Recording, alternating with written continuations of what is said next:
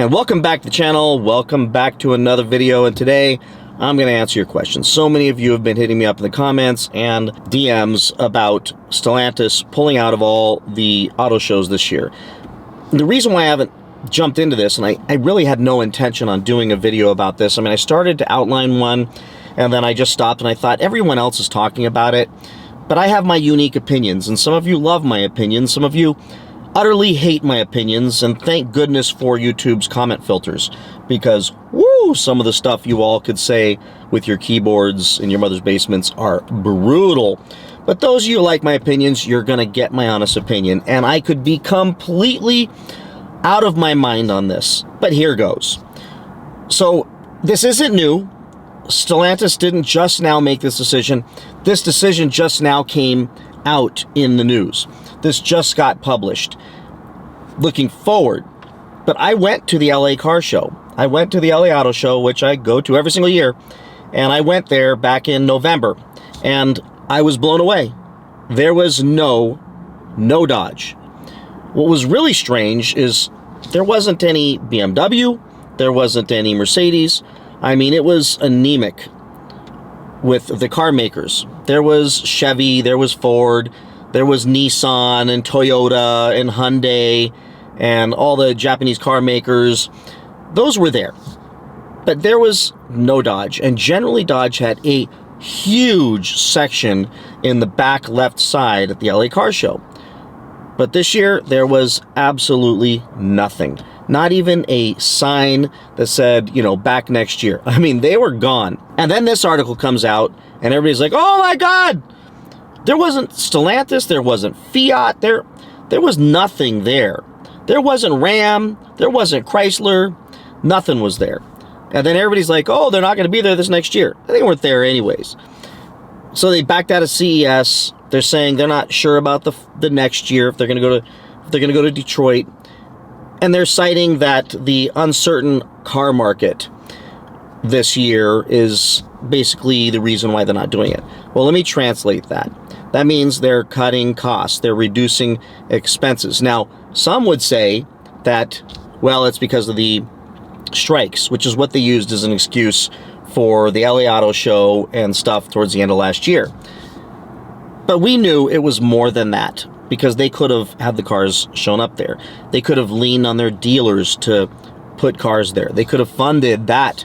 They had plenty of dealers with plenty of cars. There was no shortage of cars. They could have figured that out. So now what Stellantis is saying is that for this next year, they're out. They're not going to be there, which means Dodge won't be there. But they are saying, in like one sentence in the articles, is we're going to leave it up to the dealers if dealers want to go do it. And part of me just has to laugh, because it's like Stellantis sitting there in Europe's going, no, we'll let them pay for it. I mean, you know, they want to go charge these huge markups. I'm just, again, speculating. They want to charge all these markups. They want to incinerate all of our brands, especially with Dodge, incinerate all of our, because they were the leaders in the Chrysler group, Chrysler, Dodge, Ram group at these auto shows. These dealers have the money. They've been nailing these customers forever, and all that's going to happen is we're going to put a bunch of cars there, and people are going to come there and talk crap about the markups. One. Two, they don't have any damn cars. There's no cars. So if you think about the brands right now, just go to Dodge. What do they have for 2024? They're going to cite the uncertain car market. No, this is them shooting themselves in the foot. And maybe completely intentionally and with tremendous foresight in a future plan. Maybe their whole Dare Forward 2030 plan. Maybe that's what it is. And it's going to be so revolutionary and so incredible that we're all going to be eating our words right now. But if you look at the cars that they have for 2024, Dodge has the Durango and they have the Hornet. But they're supposed to have the Charger Banshee thing, but we still don't know. And I've seen some YouTubers talk about, oh, it's coming in 2024. You know what's funny is they never said when they rolled the thing out what year the thing would come out in. They never said it's 2024. I'm going to bet that there's no possible way they could get this thing launched in 2024. But let's say they were planning on doing that. Why wouldn't they be promoting that? Well, let's look at what happens on Facebook and Instagram and every single post that Dodge is posting on their social media platform, which is pictures of these old Dodge Challengers and Chargers with peppered in with a few Hornets. And the comment section on all these posts are like 4 people, probably saying, what a beautiful car, and then 200 people saying, we don't want that piece of crap. And if you look at the alignment with the actual sales counts of the Hornet, it pretty much makes sense that the people who are saying they don't want it are actually the people who don't want it and that aren't buying these cars, which leaves us having to deal with some mathematics and some basic reasoning into why we think all this is happening. And if you look at the cars that Dodge, Jeep, Chrysler, Ram are going to have for 2024, it's a bit terrifying if I was in charge of Chrysler and if I was in charge of Dodge, because we've got a Durango and we've got, let's just deal with what we have now. We've got a Durango and a Hornet to sell. That's it. We have to look at today, not what might happen in the future. You have 2 cars under the Dodge brand. That is ridiculous. It's probably the least amount of cars in the history of that brand to only have 2, and then a bunch of uncertainty around what else is coming. Well, let's look at Chrysler. They got rid of the 300. You know what that leaves? And this is going to blow your mind. That leaves, because I didn't even think about this till I looked it up, that means all they got is the Pacifica. But they're going to give you the Pacifica in hybrid. They're going to give you the Pacifica in electric. They're going to give you the Pacifica in gas. They're going to give you 20,000 different versions of the Pacifica. But that's all they've got. They've got a minivan. You know why? Because that minivan sells like crazy. That minivan can take up a lot of slack for a lot of other cars. They did not need to bring out the Hornets. They sold so many damn Pacificas. All they needed to do was make another van, shape it a little bit differently, and make it a hybrid. They'd sell even more of those things. Those vans sell like crazy. So that's all they're going to have. Chrysler has 1 car. This one's great manufacturer, iconic brand in America. 1 car in 2024. Now, of course, there's all this talk about EV stuff coming and their 2020 or their 2030 Dare Forward plan, and they're going to hopefully bring some EVs to these brands, but nobody really wants those. So go watch all the other videos. I don't need to belabor that point, but the reality of is EVs are turning into a nightmare. Even I think it was Hertz, just read an article about Hertz saying they bought this whole fleet of electric cars, and now they're realizing that they're too expensive to maintain, they're impractical, nobody wants to take them, nobody wants to rent them, nobody cares about them. They want a gas car because when they're traveling, they're not looking at spending their vacation or their time at their doing business to try to hunt down a charger to charge the electric car. And this is just one of the many problems with that. Let's talk about Dodge. They've got a bunch of trucks. And then let's talk about Jeep. They got a bunch of Jeeps. They got the overpriced Grand Wagoneer, wildly overpriced. And they've raised the prices on all the Jeep Cherokees and Rubicons and off-road vehicles to a point to where they're frankly rich people cars now. I mean, they're so expensive it's not even funny. But then they come out with, I think Jeep's going to have some Recon thing or something that's probably going to be electric, and they've done some hybrid stuff. So Jeep's still kind of hanging around because for many, many years, I mean, Jeeps were always really good sellers. So they're hanging there with a bunch of Jeep stuff. They've got all these Wagoneers sitting around that nobody wants to spend $100,000 on. And then Dodge is dying on the vine, and Chrysler is dying on the vine. So now what? Well, I think it comes down to, and this is just my opinion, and I'm telling you, it's no facts here, but I believe wholeheartedly that Stellantis bought Dodge in hopes that they could get rid of all the cars that they hate, that they don't sell in Europe.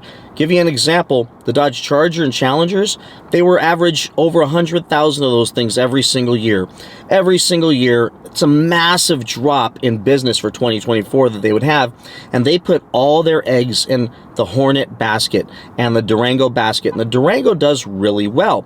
But if you look at how the Chargers and Challengers and Durangos do in Europe, it's like non-existent. It's like Canada number. It's tiny numbers of sales for those cars. Nobody wants them there, or nobody's willing to sell them there. So their perspective in Europe, this Stellantis company's perspective in Europe is, what are these cars? It's like how we feel about like a Citroen or Fiats, and we don't like go, yeah, we love those things. Like we look, I'm just gonna be honest, we kind of look down on them. Let's look at the brands that Stellantis owns, and this is funny to me.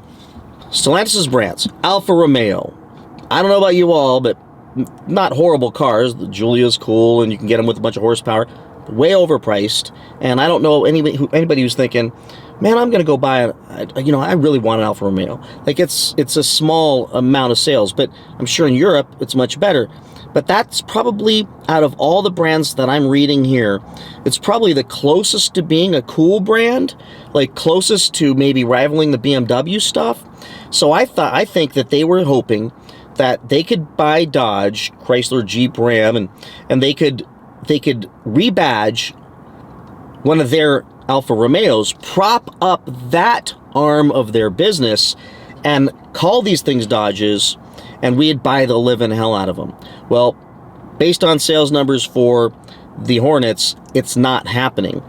It's not happening. So I got to think that there's all kinds of plans that are going to get derailed. If you think that just the shutting down of the auto shows for 2024 is the last cut they're going to make, I would not be surprised if other things are coming down the pike for Dodge. Chrysler for sure, because they don't have any cars, and I don't know how they're going to have any. They're going to lose 100,000 plus sales dumping the Chargers and Challengers. And I'm sorry, but the Durango and the Hornets, they're not going to make up for that many lost sales.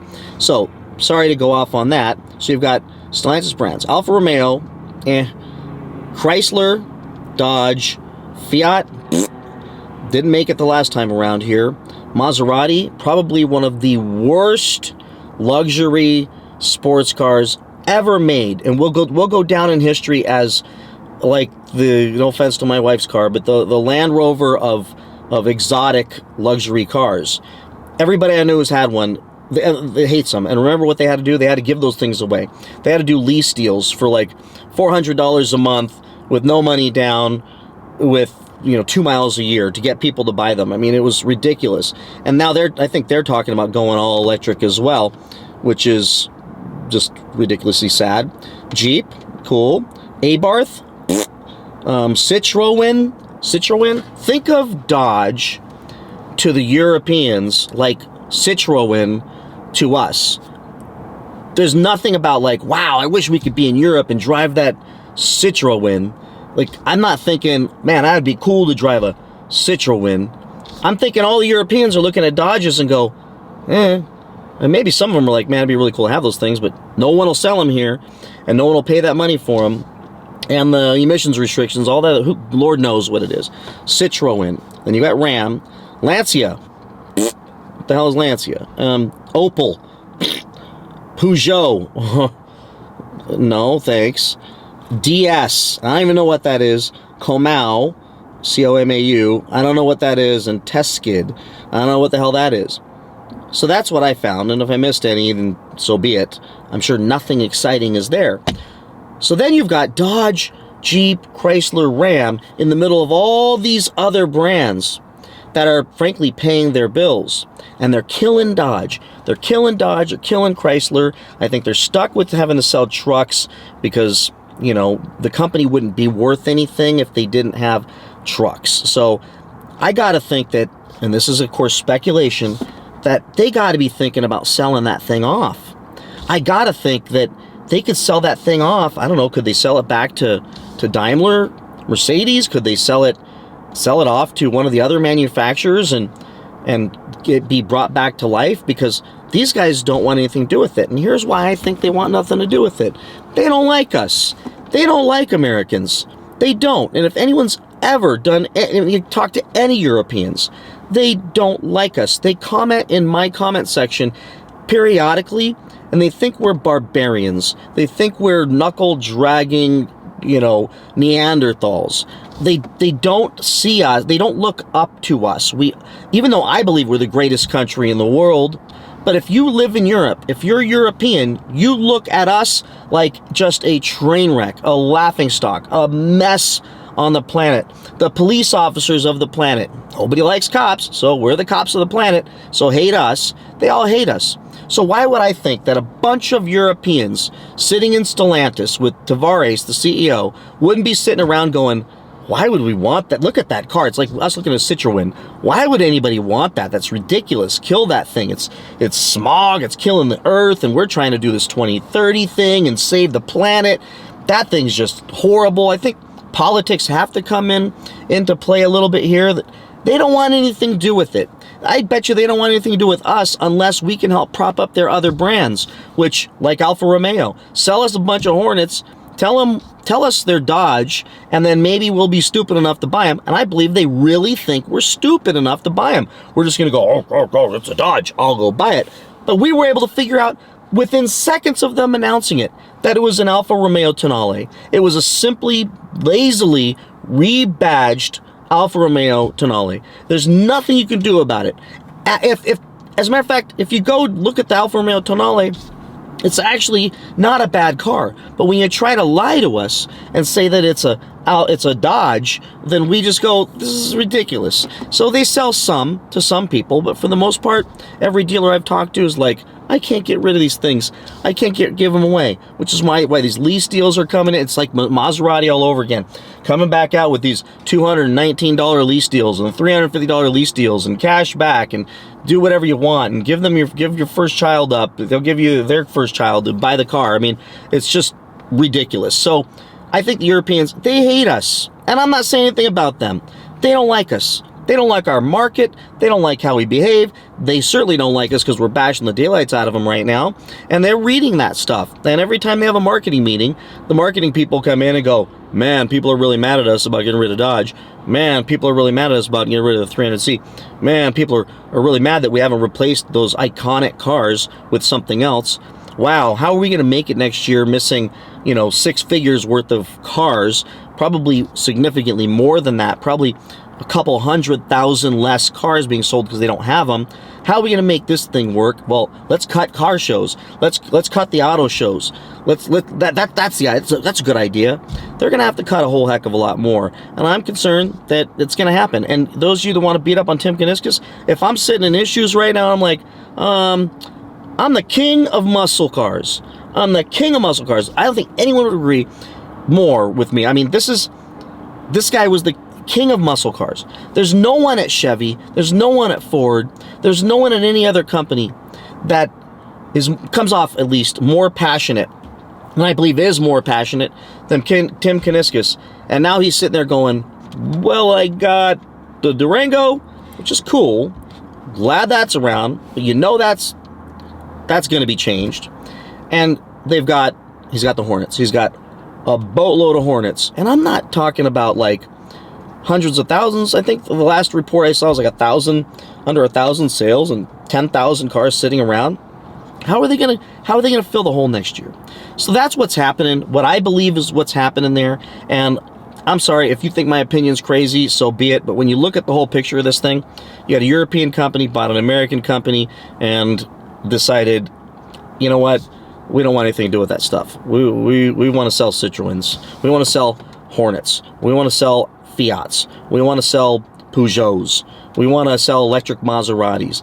We want to save the world. We want to save the planet. We're going to go all electric in Europe by 2030 and 50% electric in the United States. And that's what we're going to do. And the rest are going to be hybrids and little teeny tiny cars like they have in Europe. So with that, everybody, that's just my opinions. I hope I didn't offend too many people.